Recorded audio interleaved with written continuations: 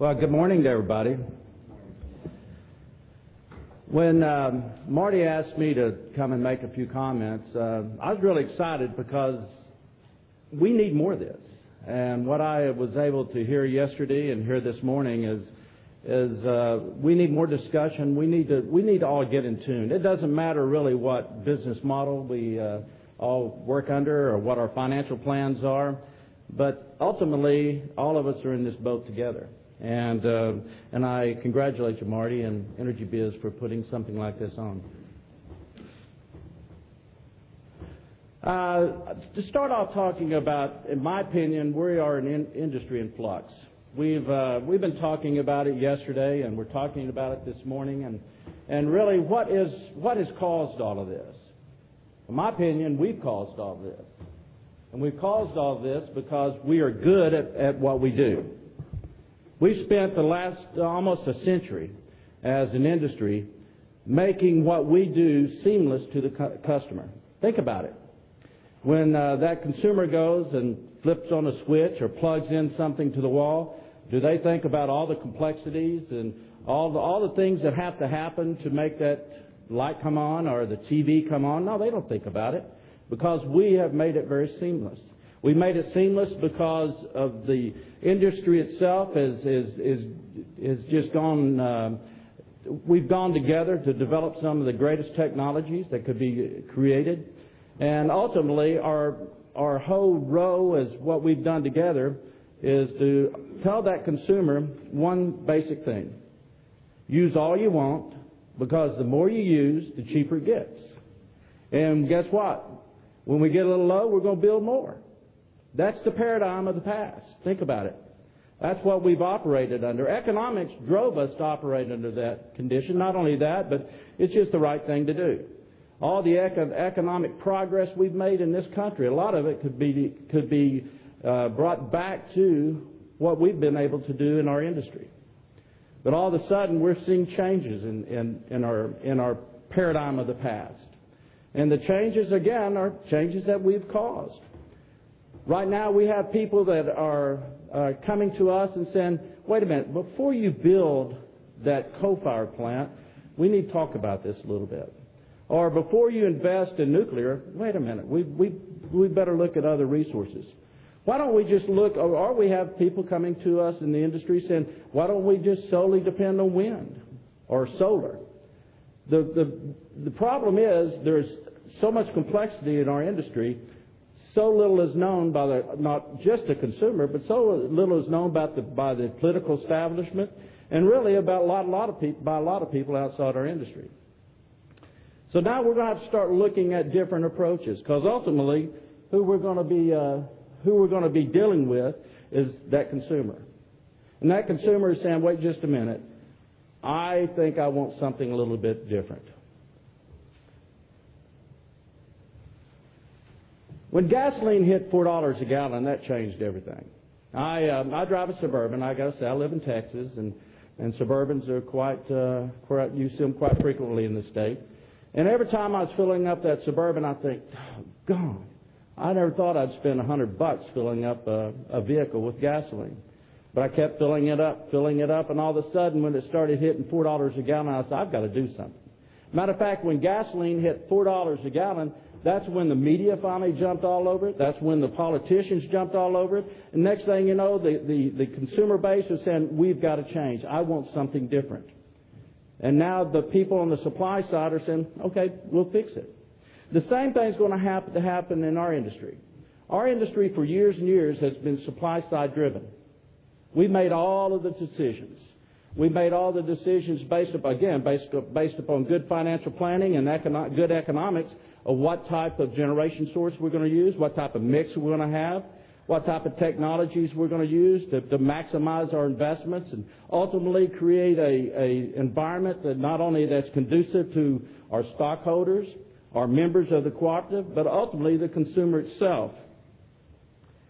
What's going to change that for the electric utility industry? Have we really changed to this new paradigm? Well, is it going to take brownouts? Is it going to take blackouts? What is going to be the saturation point? You know, the customers right now, of whether it's investor-owned utility, a municipal, or electric cooperative, they're feeling somewhat powerless. I see that all the time. Matter of fact, my mother and dad are members of the cooperative that I manage. My mother and dad live off about $1,000 a month. My dad passed away about 3 months ago, and about 5 months before that, I asked them to move in a guest house right behind my house. And the reason why, I would go visit them about the time they get their electric bill, and as soon as I walk in my door, my dad asked me if I got a raise. Why do you ask me if I got a raise? Well, look at my electric bill. Their electric bill was $350 to $400 a month. They lived off $1,000 a month. Well, I'm blessed. I've been blessed my whole life professionally, and I was able to bring mother and dad in with me. But there's a lot of people that don't have that opportunity. And ultimately, whether it's a younger generation or the older generation, what they're wanting is to be more empowered. They want to have choices. We're doing focus groups. We're going to be doing them all over our system.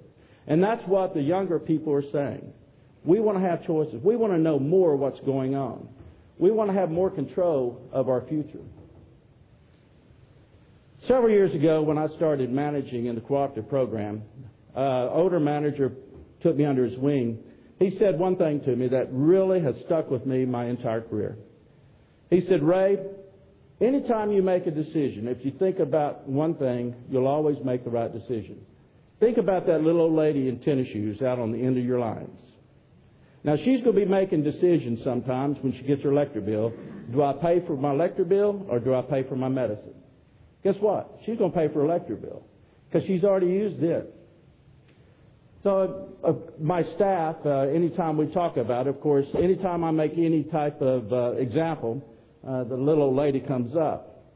So when we were talking about what is the paradigm of the past and what is going to be the paradigm of the future, well, I don't know exactly what the paradigm of the future is. I do have a lot of hope that we're going to be getting there fairly soon. But the paradigm of the past, again, it was all supply-side driven. And because of that, we've seen in Texas especially, any new capacity that we add to our portfolios creating rate increases, or at least cost increases to the consumer. We've seen volatile fuel prices I've never seen before. Of course, we're on the downside right now, but as Finn pointed out just a little bit ago, we're going to be seeing that all come back up. And again, we still have that mentality of that person out there, use all you want because the more you use, the cheaper it gets. We still have rates that even drive that in many utilities across the country. Recently, I went to my brother-in-law's house. I got to admit, brother-in-laws are not the smartest people in the world. And he was so proud of himself. As soon as I got there, he wanted to take me into his kitchen and show me his Energy Star stainless steel refrigerator. He said, look here, Ray, look what I bought. He was just even rubbing on it. Matter of fact, I touched it and he wiped off my fingerprints. He's so proud of it. He's doing his part. He's doing his part not just for the cooperative that he's a part of, but he's doing his part for the nation, he thinks. And after we admired his refrigerator, we went out in the garage and he showed me where he took his old refrigerator, and we got a beer out of it. So we have a lot of work still to do. He doesn't understand, not just did he add to what the problem is, and in his opinion, he was helping the situation. Not too long ago, I got a chance to meet a lot of little old ladies and little old men. I was homesick with the flu, and I get a phone call from Marty Hott, our communications VP, who's here with us, and he tells me, Ray, we got a problem. Front page of a newspaper was, senior citizens can't afford to pay their bill to the cooperative. It was right after we had about a week of, well, it was a month later, but we had a week of some of the coldest temperature that we've had in 2 or 3 years. And these senior citizens all belonged to a assisted living center. They all had duplexes that were individually metered. So they went to the manager of the assisted living center, and she goes directly to the media. Well, in the picture, front page, big bold headlines, this gentleman right here in the overalls, he was seen full front He had the saddest look on his face, and he had a little chihuahua with an even sadder look on his face, and saying, I can't afford to pay my bill. So we went out to this location. There was, as you can see, a whole host of them. We spent a couple hours talking to them, and we made an exerted effort to check every one of the duplexes for their energy efficiency. We had thermography equipment, was able to check out the hot spots if they were losing energy. Come to find out, every one of the duplexes were energy hogs. Now, the point is, the people did not look at their own accountability. They looked at us. They looked at us as the problem.